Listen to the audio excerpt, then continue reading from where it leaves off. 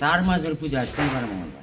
বাংলার বুকে এমন একটি মন্দির আছে যেখানে বাৎসরিক পুজো 4 মাস ধরে টানা চলে। আবার সেখানে সাম্প্রতিককালে একটি কাল ভৈরবের মূর্তিও মাটি খুঁড়তে গিয়ে পাওয়া গিয়েছে। নমস্কার বন্ধুরা, আজ আমি আপনাদের নিয়ে এসেছি দক্ষিণ দিনাজপুর জেলার তপন ব্লকের এক অত্যন্ত প্রাচীন এবং রহস্যময় স্থানে। আমরা এখন দাঁড়িয়ে আছি ঘাটুল গ্রামের শ্রী শ্রী ঘণ্টেশ্বরী মাতা ঠাকুরানী মন্দিরে। কথিত আছে এখানকার মায়ের বিগ্রহ নাকি কালা পাহাড় ভেঙে দিয়েছিল। এই ইতিহাস বহু প্রাচীন। সবাইকে স্বাগত জানাই আমার নতুন একটি ভিডিওতে। শ্রী শ্রী ঘণ্টেশ্বরী মন্দির শুধুমাত্র একটি মন্দির নয়, এটি দক্ষিণ দিনাজপুরের একটি ঐতিহ্যবাহী ইতিহাস সমৃদ্ধ স্থানও বটে। কারণ এই মন্দিরের যে মূর্তি সেটি কিন্তু বর্তমান সময়ের নয়, এটি মূলত প্রাচীন একটি মূর্তি, যাকে স্থানীয় মানুষরা মাটির তলায় মন্দির বা মায়ের থান বলেও চেনেন। এই মন্দিরের পরতে পরতে লুকিয়ে আছে পাল আমলের ইতিহাস এবং এক অলৌকিক বিশ্বাস। আর এই মন্দিরের অবস্থানও এমন একটি জায়গায় অবস্থিত, চারিদিকের পরিবেশ প্রকৃতিতে ঘেরা, দেখলে পারে মন শান্ত হয়ে যায়। দেখুন আপনারা, এই মন্দির মূলত একটি ফরেস্টের ভিতরে রয়েছে, তাই চারিদিকে প্রাকৃতিক সৌন্দর্যের কোনো খামতি নেই, কিন্তু এটি একদম মাঝখানে রয়েছে, চারিদিকে গাছ ফরেস্টে ঘেরা। জনশ্রুতি আছে যে মধ্যযুগে কালা পাহাড়ের আক্রমণের মুখে পড়েছিল এই মন্দিরটি। মূল বিগ্রহটি সেই সময় ক্ষতিগ্রস্ত হয়। এক সময় এই পুরো এলাকাটি ঘন জঙ্গলে ঢাকা ছিল, সেখানে তান্ত্রিক সাধনার আখড়া ছিল, অনেক তান্ত্রিক এখানে সাধনা করেছে। আজ কিন্তু সেই জঙ্গল আর নেই। স্থানীয়দের কাছে কথা বলে আমি জানতে পারলাম বেশ জাগ্রত মা। বহু প্রাচীন এই মন্দির, আর এই মন্দিরকে ঘিরে বেশ কিছু ঐতিহাসিক ঘটনা লুকিয়ে আছে এবং আঞ্চলিক কথিত ইতিহাস রয়েছে, তা আমরা এই ভিডিওর মধ্য দিয়ে জানবো ধীরে ধীরে। ওই যে আগেই বলেছিলাম এখানে তন্ত্র সাধনা হতো, এখনও কিন্তু মানুষের বিশ্বাস এখানে অটুট রয়েছে। স্থায়ী ভক্তদের কাছে দেবী ঘণ্টেশ্বরী বা উগ্রচণ্ডী ভীষণ জাগ্রত। অনেকে আবার তাকে বাসন্তী মাতা হিসাবেও পূজা করেন। ঐতিহাসিকদের মতে এই স্থানটি প্রায় 11 শতাব্দীর বা পাল আমলের। এ সময় এই অঞ্চলের প্রাচীন বর্ধন সাম্রাজ্যের অংশ ছিল। মন্দিরের স্থাপত্য তান্ত্রিকের প্রভাব এবং উত্তরবঙ্গের লোকশিল্পের ছাপ স্পষ্ট।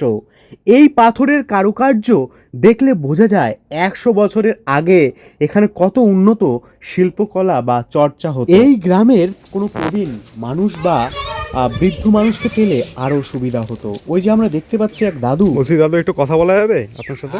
একটু কথা বলা যাবে? আমাদেরকে পয়সা করে কিছু তো লাগে না। আচ্ছা আচ্ছা আচ্ছা। ওই আপনারা পয়সা মানে যারা ভক্তিমন্ডলী আসে পয়সা দিয়ে হ্যাঁ, সেটাই ভালো, মানে চায়ে তো মায়ের পুজো মা ঠিক জোগাড় করে নিবে। মায়ের পূজা মা ঠিকই জল করে পাঠা বলো, ওই যে চিনি বাচ্চা কলা কবিতার বাচ্চা যা কিছু সব ভর্তি হয়ে যেত, ভর্তি হয়ে যেত। আচ্ছা আচ্ছা, না মন্দিরটা অনেক সুন্দর একটা জায়গায়, পরিবেশে চারিদিকে একদম ফরেস্ট ফরেস্ট আছে। ওই মন্দিরটা কি এখন তৈরি হবে এর মধ্যে, না দেরি হবে? ওটা তো আমাদেরকে দিচ্ছে না, ফরেস্ট ডিপার্টমেন্ট থেকে মানে বন্ধ করে দিচ্ছে, মানে ওখানে মন্দির তৈরি করতে দিবে না। দেবে না? আচ্ছা আচ্ছা। এটা নিয়ে কতগুলো মানে কীভাবে চলতেছে, পিটিশন করতেছে গ্রামবাসীরা মিলে একটু ডেপুটেশন সাবার ছিল। ডেন্ডার সাহেব বলছে আমার তো ব্যক্তিগত জায়গা নয় এটা, আচ্ছা, আমি তো আচ্ছা। সরকারি একটু চাকরিদার, আমি আচ্ছা, কীভাবে দিব সেটা দেখি, আমিও বলি দেখি, আচ্ছা আচ্ছা। এইভাবে দেখা যাক কী হয়। 4 মাস ধরে পূজা হয়, শনিবার মঙ্গলবার। 4 মাস ধরে 4 মাস ধরে ডেলি শনিবার মঙ্গলবার ধরে প্রচুর লোক হয়। পাঠা ভান্ডারা যে ঘরে দোকানে ঘরে এটা বাদশা ভান্ডার দোকান ঘর 4 মাস ধরে 4 মাস ধরে থাকে না। ওই যে 4 মাস ধরে পূজা হয়, শনিবার মঙ্গলবার।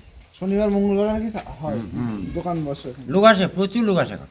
এই মন্দির সত্যি একটি অদ্ভুত মন্দির, যেটি মূলত দুর্গার একটি অবতারের পুজো করা হয়। এই ঘটেশ্বরী মন্দিরে মা দুর্গার পুজো করা হয়। আমি এসেছিলাম ঘটেশ্বরী মাতা মন্দিরে।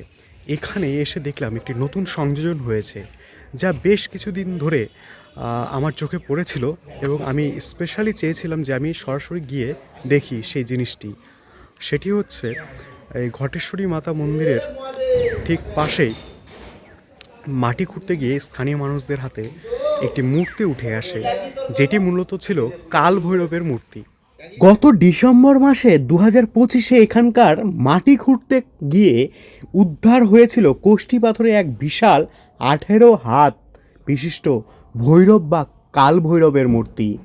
বৈজ্ঞানিকরা বলছেন এটি নাকি পাল যুগের একটি অন্যতম নিদর্শন, আর তাই দেখতে হাজার হাজার মানুষের ভিড় জমেছিল এখানে। রীতিমতো এই জায়গাটি ভাইরাল হয়ে গিয়েছিল। তারপর প্রশাসনের হস্তক্ষেপ এবং গ্রামবাসীদের প্রচেষ্টায় এখানে ছোট্ট একটি মন্দির স্থাপন করা হয়েছে কাল ভৈরবের। আর এই যে দেখতে পাচ্ছ বন্ধুরা, এই সেই মূর্তি। স্থানীয় এক আদিবাসীরা এখানে মাটি খুঁড়ছিল, আর সেখান থেকেই এই মূর্তিটি আবিষ্কার করেন তারা। দেখো, এটি দেখে মনে হচ্ছে পাল যুগের একটি নিদর্শনও বটে। সেই সময়ের কারুকার্য, সেই সময়ের যে কোষ্ঠী পাথরের একটি প্রাধান্য, সেটি কিন্তু এই মূর্তিতে ফুটে উঠছে। 18 হাত এমন দুর্লভ মূর্তি সচরাচর কিন্তু দেখা যায় না, যা এই মন্দিরের গুরুত্বকে এক ধাক্কায় অনেক গুণ বাড়িয়ে দিয়েছে। আসলে আমাদের উত্তর দিনাজপুর বলুন বা দক্ষিণ দিনাজপুর বলুন বা বাংলা বলুন বা গোটা ভারতবর্ষ বলুন, প্রতিটি আনাচে কানাচে এমন কত রহস্যময় মূর্তি লুকিয়ে আছে তা আমরা কিন্তু কেউই জানি না। তবে এই মূর্তি নিঃসন্দেহে যে পাল যুগের একটি অন্যতম নিদর্শন তা কিন্তু অস্বীকার করা যায় না। তাই আমরা চেষ্টা করব আমাদের এই নিদর্শনগুলো যেন ইতিহাসের বুকে সুরক্ষিতভাবে আগামী প্রজন্মের কাছে আমরা তুলে ধরতে পারি। তাই যারা ভাবছেন দক্ষিণ দিনাজপুর ঘুরে দেখবেন, তাদের আমার একান্ত ব্যক্তিগত অনুরোধ, তারা অবশ্যই তাদের লিস্টে যেন এই ঘণ্টেশ্বরী মন্দিরটিকে রাখে। কারণ আপনারা যদি ইতিহাসের ছোঁয়া আর আধ্যাত্মিক শান্তি একসাথে পেতে চান, তবে দক্ষিণ দিনাজপুরের এই মন্দির অবশ্যই একবার আসবেন। আমাদের বাংলার গ্রামগুলিতে এমন কতই না ইতিহাস মাটির তলায় লুকিয়ে আছে তা কিন্তু আমরা জানিই না।